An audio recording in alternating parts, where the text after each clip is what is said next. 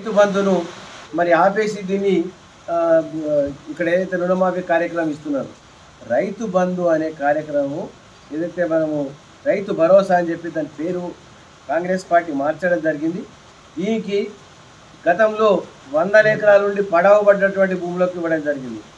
ప్లాట్లు చేసినటువంటి యొక్క ఓపెన్ ల్యాండ్లో కూడా ప్లాట్లు చేసుకున్నారు, వాళ్ళకు కూడా ఇవ్వడం జరిగింది.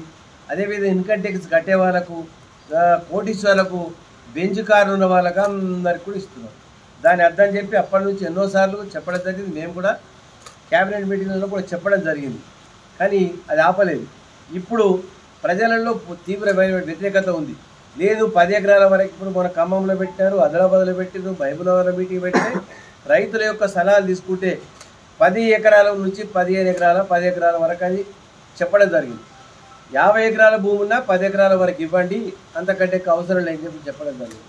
ఇన్కమ్ ట్యాక్స్ కట్టే వాళ్ళకు అవసరం లేదంటున్నారు. 100 ఎకరాలు గుట్టలు పడితులు ఉన్నాయి, అక్కడ ఇతరం కూడా ఇయ్యరు, వాళ్ళకు కూడా పైసలు వస్తున్నాయి.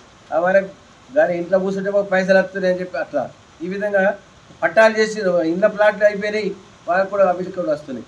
ఇవన్నీ రెక్టిఫై చేసి వాస్తవంగా ఎవరైతే రైతు భూమి సేద్యం చేస్తున్నారో ఆ రైతుకే ఇవ్వాలని చెప్పి ఒక నిర్ణయంతో మరి అన్ని జిల్లాలలో ఈ రైతుల యొక్క సలహాలు సూచనలు తీసుకొని ఈ రైతు భరోసా కార్యక్రమం కూడా ఉంటుంది. రైతు తీసుకున్నటువంటి రుణమాఫీ కార్యక్రమం మొత్తం రాష్ట్రం అంతటా కూడా మంచి ఉధృతంగా సాగుతూ ఉంది. దేవుడి దయ వల్ల వర్షాలు కూడా కురుస్తున్నాయి, దానికి ఉత్సాహం పొంగి పొర్లుతూ ఉంది. మరి భారతదేశ చరిత్రలో ఏ రాష్ట్రంలో కూడా ఎక్కడ కూడా 2 లక్షల రూపాయల వరకు రుణమాఫీ అనే కార్యక్రమం ఇప్పటిదాకా తీసుకోలేదు. ఇప్పటిదాకా నాకు తెలిసిన మటుకు మన దగ్గర కూడా 1,00,000 రూపాయలు తీసుకున్నాము. అంతా వేరే వేరే ప్రభుత్వాలు ఇక్కడ ఇచ్చి ఉన్నాయి. గతంలో మన్మోహన్ సింగ్ గారు ఉన్నప్పుడు 10,000 రూపాయల రుణమాఫీ అన్నప్పుడు ఒక 70,000 కోట్ల రూపాయలప్పుడు మొత్తం భారతదేశం అంతటా కూడా మాఫీ చేయడం జరిగింది. ఈ విధంగా చిన్న చిన్న చూసాం, కానీ 2 లక్షల వరకు అనేది కూడా ఎప్పుడు వినలేదు. ఇది చరిత్రాత్మకమైనటువంటి నిర్ణయం. ఇది నిజంగా కూడా రాహుల్ గాంధీ గారు ఆధ్వర్యంలో వరంగల్ వ్యవసాయ శాఖ పైన డిక్లరేషన్ ఇచ్చినప్పుడు, రైతుల డిక్లరేషన్లో అప్పుడు 6 మే నాడు 2022లో ఈ డిక్లరేషన్లో చెప్పడం జరిగింది. దానికి అనుగుణంగా ఇవాళ మాటపై నిలబడి కట్టుబడి ఉండి గత 2-3 మాసాల నుంచి ముఖ్యమంత్రి రేవంత్ రెడ్డి గారు, finance minister, deputy chief minister అయినటువంటి మల్లు భట్టి విక్రమార్క గారు వారు ఎంతో కష్టపడి బ్యాంకర్స్తోని మాట్లాడి ఎన్నో ఇబ్బందులున్నా, ఆర్థిక ఇబ్బందులున్నా కానీ రైతులను ఒక ఊబిలో ఉన్నటువంటి రైతులను పైకి తీసుకురావాలి, రైతే రాజ్యం అనే కాంగ్రెస్ పార్టీ ప్రభుత్వము మరి రైతులకు ఒక మంచి ఈ కార్యక్రమం నెరవేరిస్తే వాళ్ళందరూ కూడా బయటపడి సంతోషంగా ఉత్సాహంగా ఉంటారన్న దృక్పథంతో ఈ కార్యక్రమం తీసుకోవడం జరిగింది అని చెప్పి చెప్పడం జరిగింది. కానీ మరి నిజంగా కూడా ముఖ్యమంత్రి గారు ధైర్యంతో మరి మొన్ననే 4 గంటలకు వారు సెక్రటరియట్లో ఈ యొక్క రైతు రుణమాఫీ కార్యక్రమం ప్రారంభోత్సవం చేసి అప్పుడే దాదాపు 11.5 లక్షల మంది ఖాతాలలో రైతులకు దాదాపు 7,000 కోట్ల రూపాయలు అదే రోజు ఇప్పుడు వాళ్ళ ఖాతాలో జమ చేయడం జరిగింది.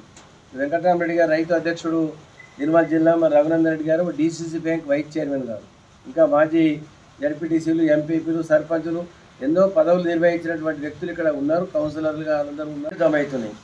15 ఆగస్టు వరకు ఇంకొక 50,000 అంటే 31,000 కోట్ల రూపాయలు ఒక రాష్ట్ర ప్రభుత్వం మరి ఇస్తుందంటే మరి నిజంగా ధైర్య సాహసాలను ఎంతో ఆలోచన చేసి కార్యక్రమం తీసుకుందంటే మనకు కూడా రైతులలో లిస్టులు వచ్చినాయి. అలా ఏ గ్రామంలో ఏ రైతుకు మాఫీ తగ్గుతూ ఉంది బాధాప్తా లిస్టులు వచ్చినాయి. అది కొన్ని అపోజిషన్ ఉన్నటువంటి పార్టీలు ఎన్నో రకాలుగా క్రిటిసైజ్ చేస్తూ ఉన్నారు, లక్షలలో ఉంది అంటున్నారు.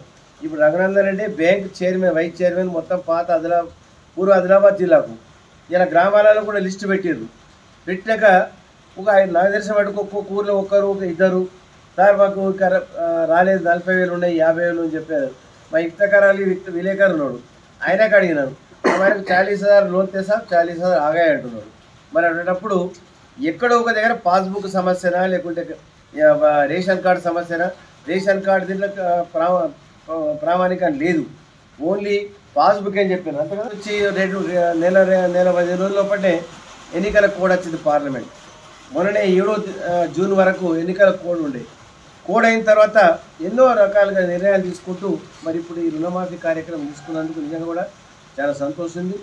6 గ్యారెంటీలలో అన్నిటికంటే ముఖ్యంగా ఇలా బస్సులకు ఉచితంగా ప్రయాణం చేసే కార్యక్రమం. నాకు తెలిసిన వాటికి ఎన్నో కోట్ల మంది ఇప్పటివరకు ప్రయాణం చేసి చెప్తున్నారు. మనం చూసి ఇలా ఆంధ్రప్రదేశ్ గవర్నమెంట్ కూడా 15 ఆగస్టు నుంచి మేము కూడా బస్సులలో మహిళలకు ఫ్రీగా పంపిస్తామని చెప్పి వాళ్ళు కూడా చెప్పడం జరుగుతుంది. దాంతోపాటు 500 రూపాయల గ్యాస్ సిలిండర్ ఇచ్చే కార్యక్రమం, అదేవిధంగా 10 లక్షల రూపాయలు ఇది ఆరోగ్యశ్రీలో మనము గతంలో 5 లక్షలు ఉంటే దాన్ని ఇప్పుడు 10 లక్షల రూపాయలకు పెంచినటువంటి యొక్క కార్యక్రమం కూడా మరి తీసుకోవడం జరిగింది.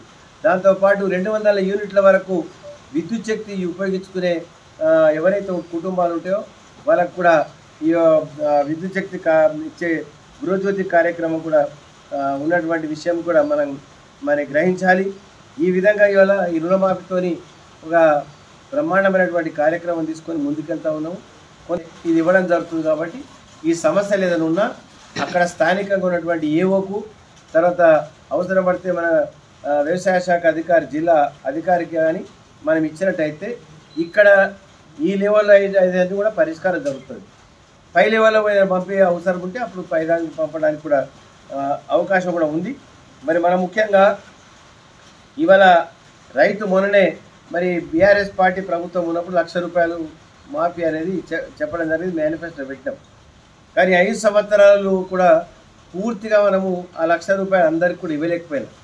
మరి ఆ విధంగా ఇవ్వలేకపోవడం కానీ రైతులకు మరి ఏదే విధంగా అయితే ఒక నమ్మకం అనేది అరే వీళ్ళు 1 లక్ష ఇస్తా అని చెప్పి 1 లక్ష కూడా ఇవ్వాలని చెప్పి ఒక నమ్మకం పోయింది. ఇవాళ 2 లక్షల రూపాయలు ఇస్తామన్న ప్రభుత్వ పార్టీకి మరి ప్రజలు మరి పట్టం కట్టడం జరిగింది. ఇవాళ నిజంగా కూడా మాట నిలబెట్టుకున్నందుకు గౌరవ ముఖ్యమంత్రి రేవంత్ రెడ్డి గారికి, రాహుల్ గాంధీ గారు ఒక ధైర్యం సాహసంతో ఈ ప్రభుత్వాన్ని మరి ఇక్కడ రావడానికి, పార్టీ రావడానికి వారి కుటుంబము సోనియా గాంధీ గారు, రాహుల్ గాంధీ గారు, ప్రియాంక గాంధీ గారు